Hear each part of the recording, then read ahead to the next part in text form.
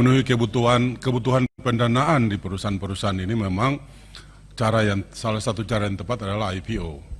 Nah, tetapi pertanyaan saya adalah, apakah dari sisi timing, Pak, apakah kondisi pasar saham hari ini di tanah air cukup kondusif untuk BUMN kita melakukan IPO saat ini? Saya kira ini pertanyaan teknis, Pak. Ya.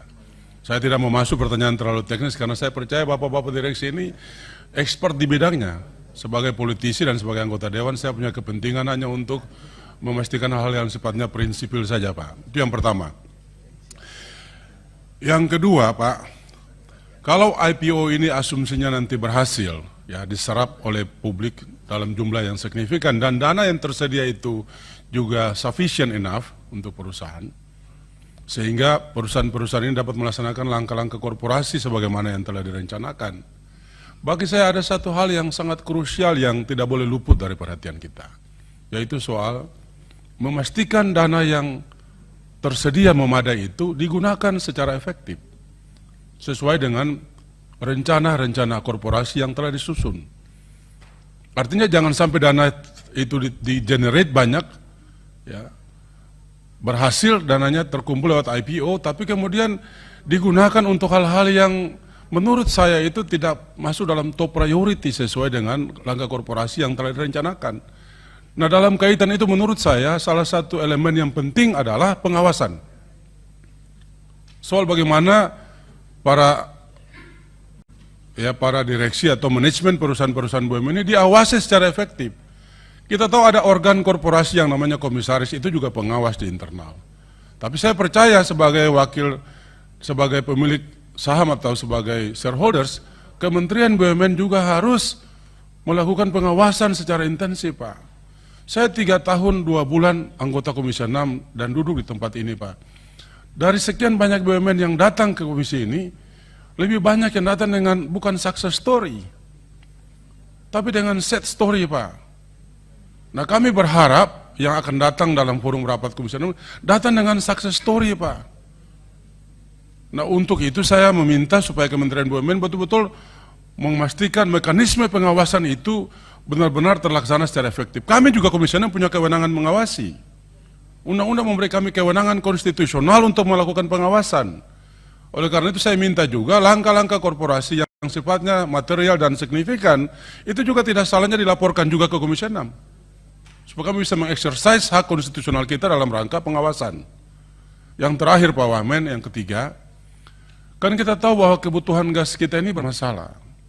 Alasan yang klasik disampaikan oleh pemerintah adalah terbatasnya kapasitas produksi kita. Ini sekali lagi, Pak, sebagai kader Partai Gerindra, kami ini sering diajarkan soal yang namanya paradoks Indonesia, Pak. Kita berlimpah sumber daya gas di negeri kita ini, Pak. Tapi kapasitas produksi kita sangat terbatas. Dan kenapa ini tidak diselesaikan? Kenapa kita harus tergantung kepada import? LPG saja 74% kita import, Pak. Ini paradoks sekali. Kalau bumi Indonesia ini tidak mengandung gas, apa boleh buat, kita harus import lah. Tapi berlimpah ini, Pak. Abundant natural resources ini, Pak. Kenapa kita tidak memulai untuk secara sistematis kita lepas dari ketergantungan import?